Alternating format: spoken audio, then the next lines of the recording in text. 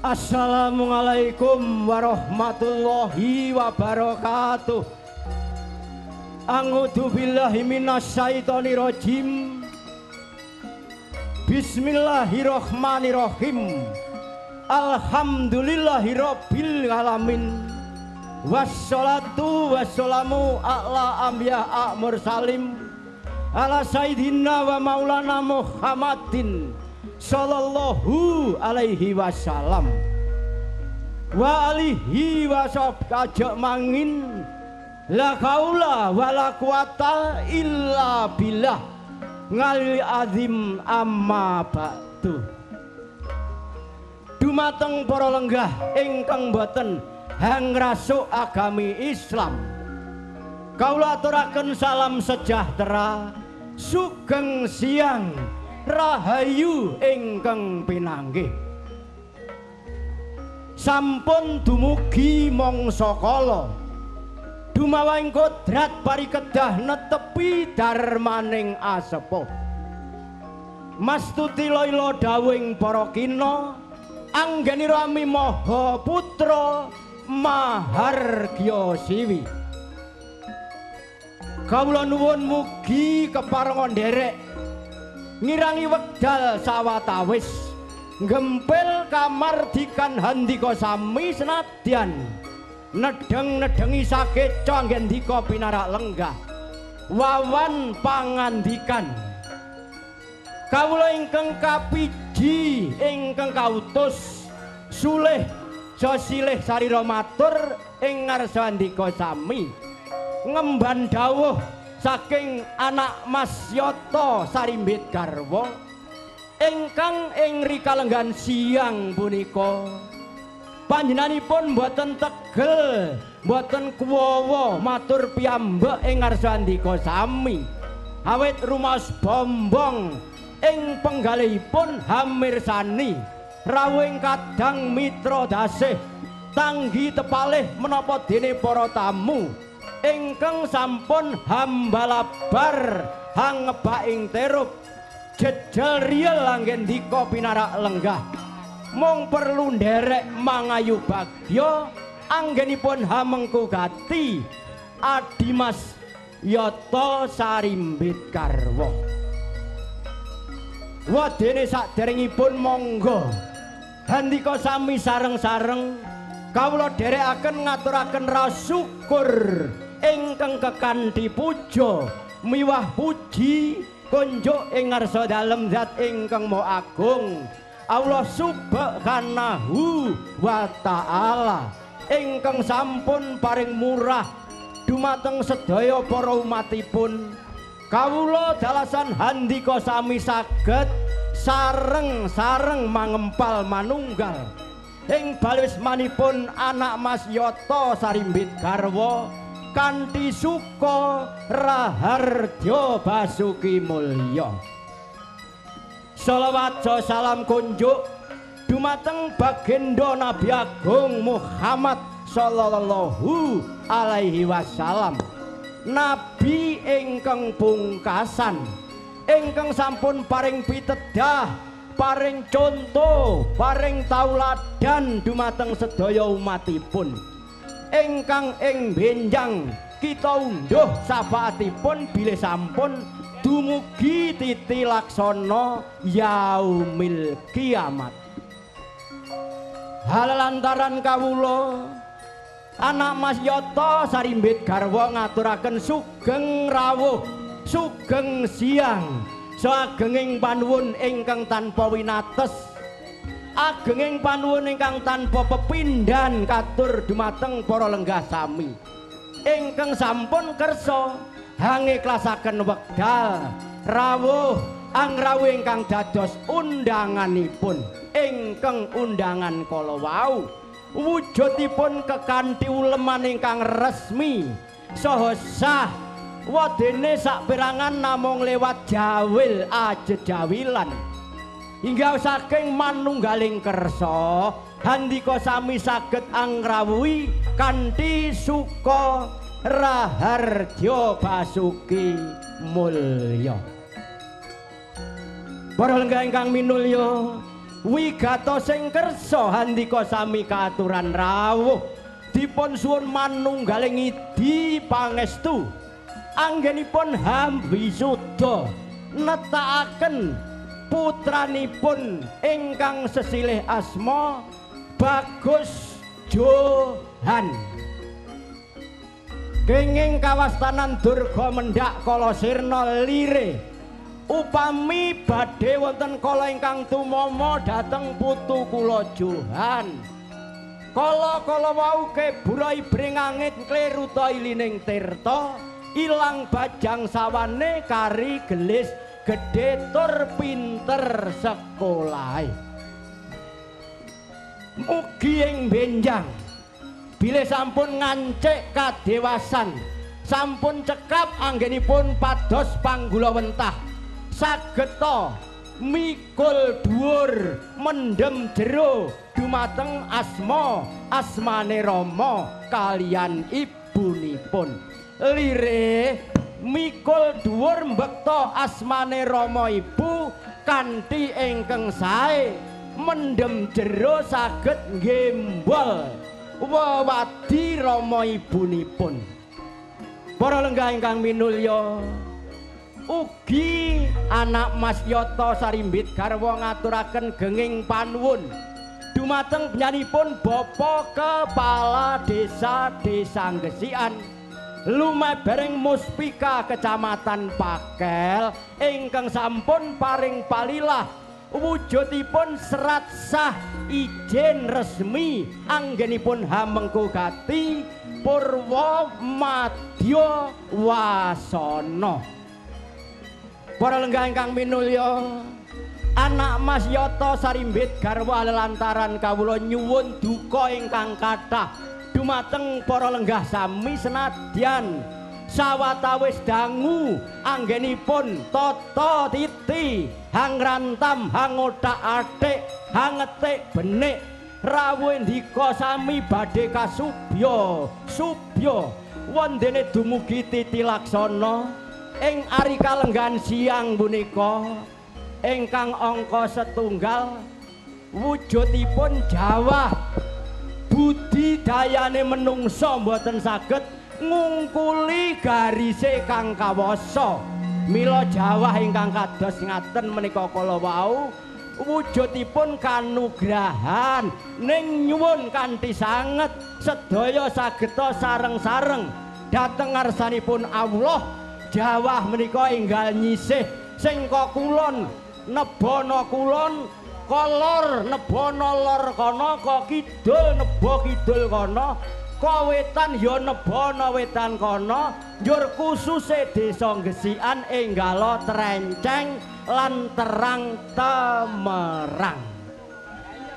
Para lenggah ingkang minulya, anak Mas Yata sarimbit garwa nyuwun duka ingkang kathah senajan sampun dangu anggenipun tata titiwa dene mbok bilih ing salebetipun nampi rawuh handika sami kirang grapya kirang sumana atur papan pinarak lenggah kirang priyogi menapa dene unjukan dedaharan kirang miraos kirang edos kanthi menika kula ingkang nyunaken agunging samudra pangaksama ingkang saageng-agengipun. Para lenggah ingkang minulya, minangka puput pepuntane ngantur damar mancung bebasane kawula cupet semanten kemawon Purwa Madya Wasana mbok bilih wonten tetaling atur kawula ingkang kirang nuju prana penggalipun para tamu sami nyuwun gunging samudra pangaksama ingkang saageng-agengipun kanthi mekaring budaya hangesti luhuring nuswa lan bangsa sugeng siang sugeng ayahi suka parisuka ihdinas siratal mustaqim billahi taufik wa hidayah. Wassalamualaikum warahmatullahi wabarakatuh. Nuwun.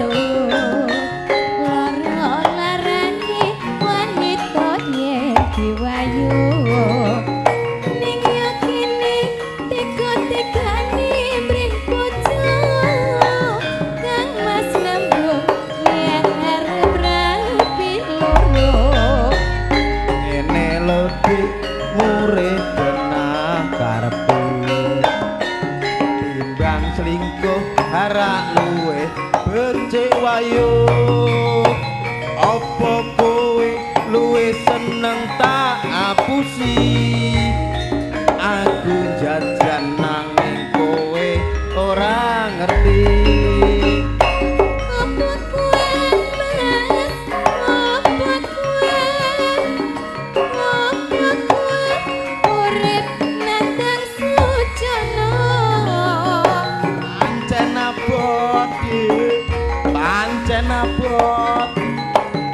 pancen abot dadi bojo sing trima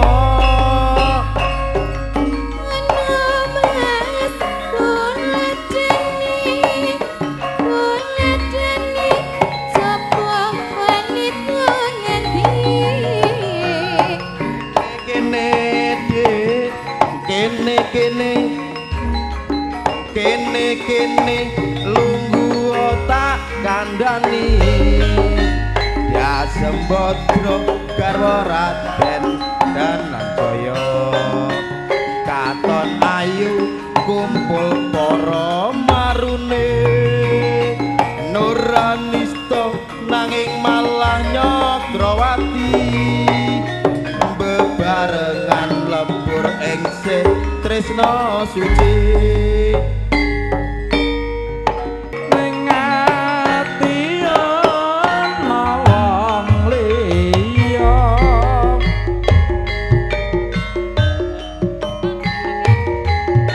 Murad Bangun Jaya monggo.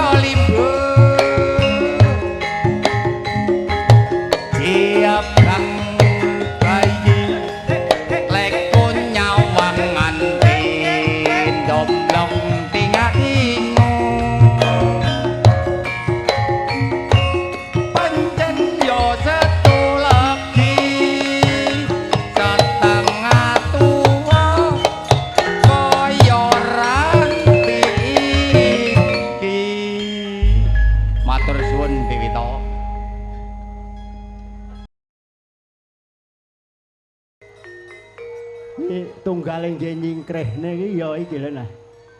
Lamun sira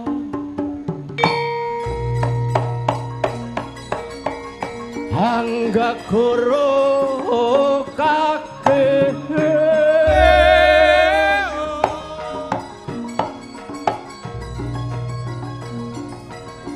Hami liya manungsa kang nyata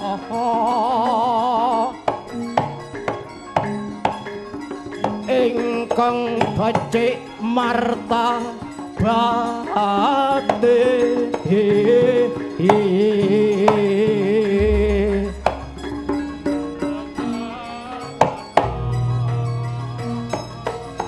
sartan kawruh kang cukup kang ibadah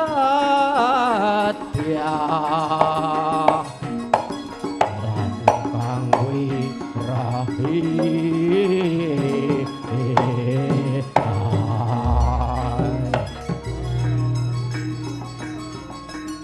syukur oleh wong tapa ing sampun rampung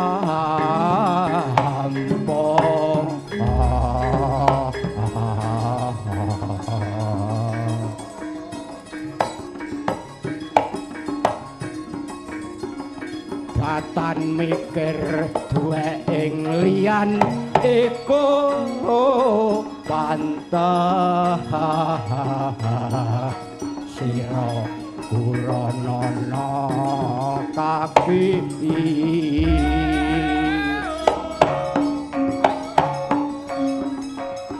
sartan kang kawruh ana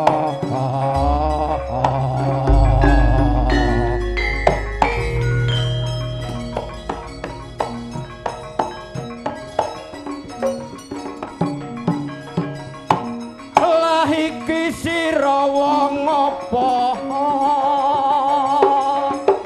10 Februari Prabu Kenya Maja poe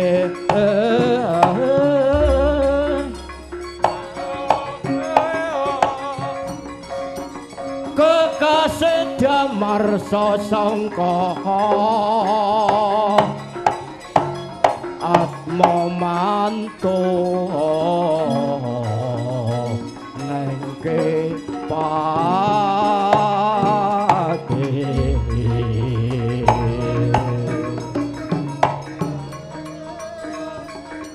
makang anyar hawa mame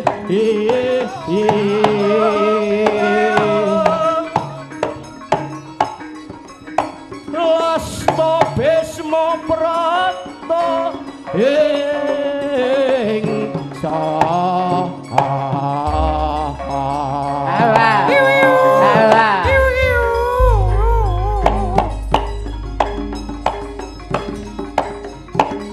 wong tuwek kok dikendhangi ngono. Tenuta Senarpatya ning tias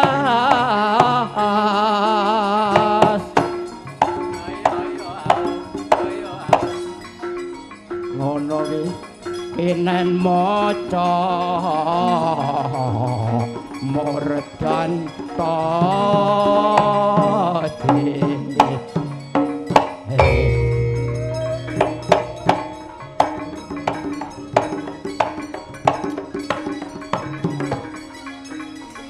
wis manuta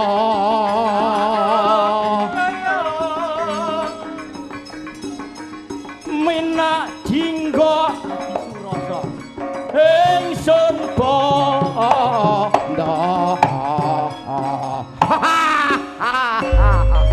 kalangenane kakang kula dhewe Mas Adi Surasa saking Kepatian CP Tegar Jaya ingkang sampun ngasta sampur Toto jengkar saking Ari Kalenggan tindak tumuju dhateng sasana pagelaran dipun rantos mintun tilun tanggale 10 Februari niki priyantune Tregel balis maneh bareng dukuh Kecamatan Gondang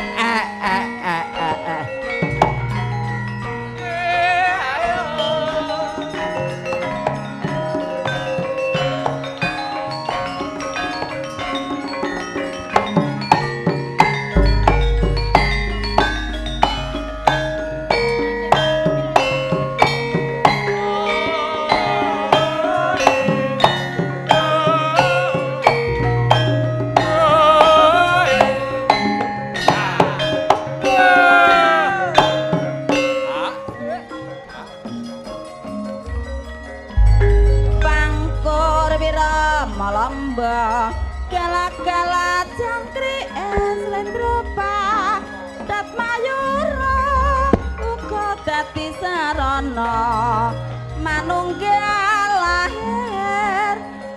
sing batin terus maju tanpa mundur patulan takut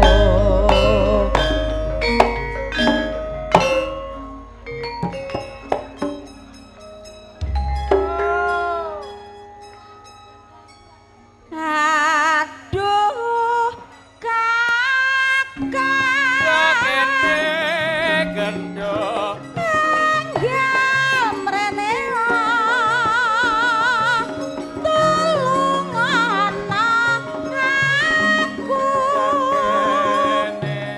aku kan bakal nulungi aduh kakang aja lali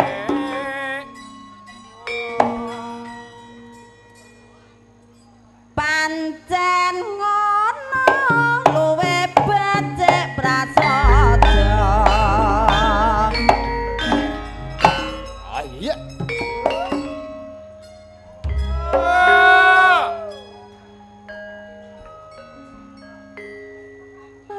rujak rujak nangka rujak para sarjana aja ngaya timen lestari widodo ela bapak aja ngaya timen lestari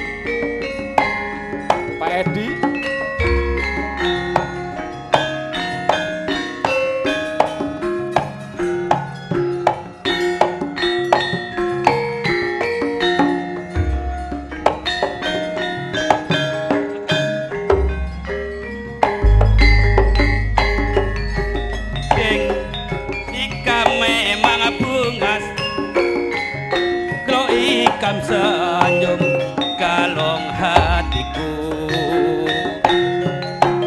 bibirnya pinang bebelah ulun pandang tambah bungasnya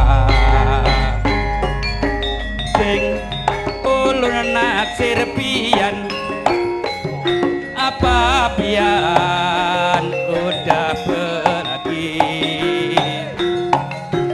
dah ada 2 minggu ulun simpan dalam dadaku Karti memang bungas orang asli dari Kersikan Karti memang bungas sumpah mati ulun gelung padamu Karti memang bungas orang asli dari Kersikan Karti memang bungas wani sumpah kakiku kagugun palu Apa mas kowe pancen tresno aku iki isih ragu-ragu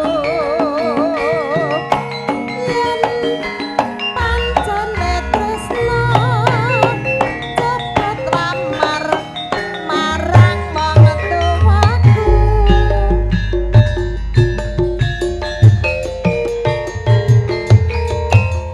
Bopo Yuli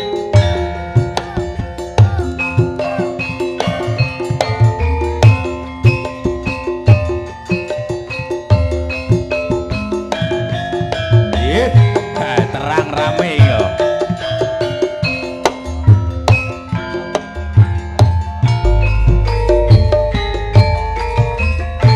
Seprene nggonku ngenteni janji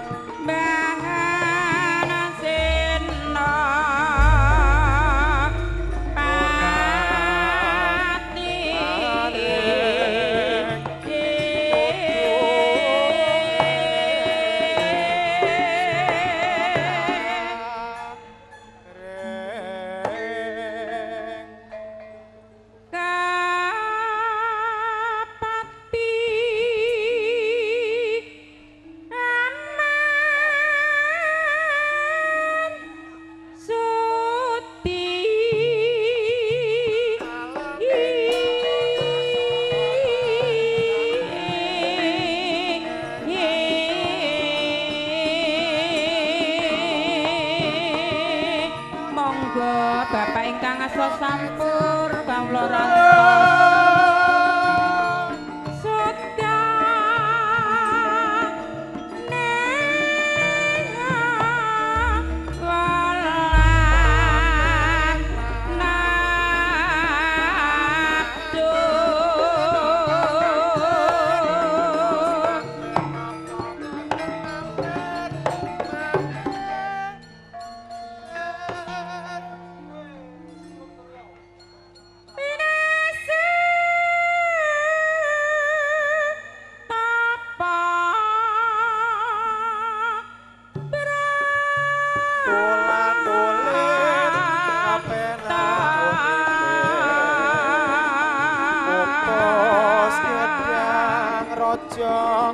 dasar bagus tur sebodo kuwi ngono pawito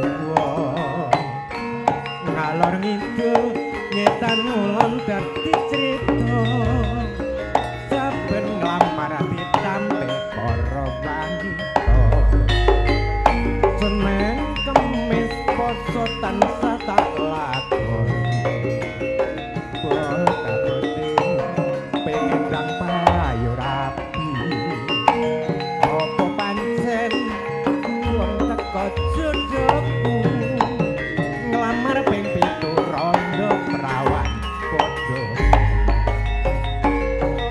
Gusti mirang no tangis iki mboten tiyang urip jering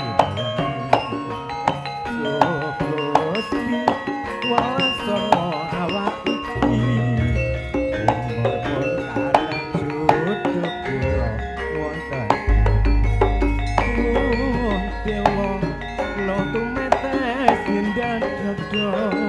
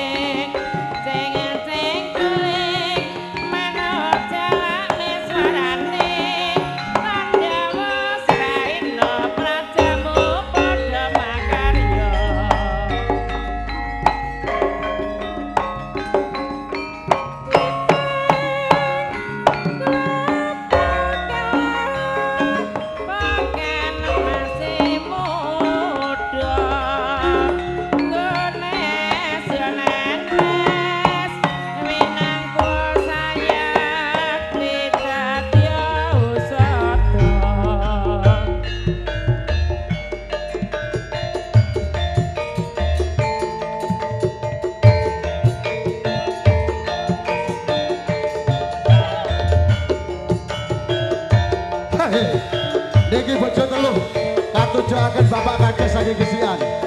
Wong lek pinter bojone telu pakai aman. Hey! Kaya ngene rasane ora jenal lungguhe tansah mikirake bebrayane.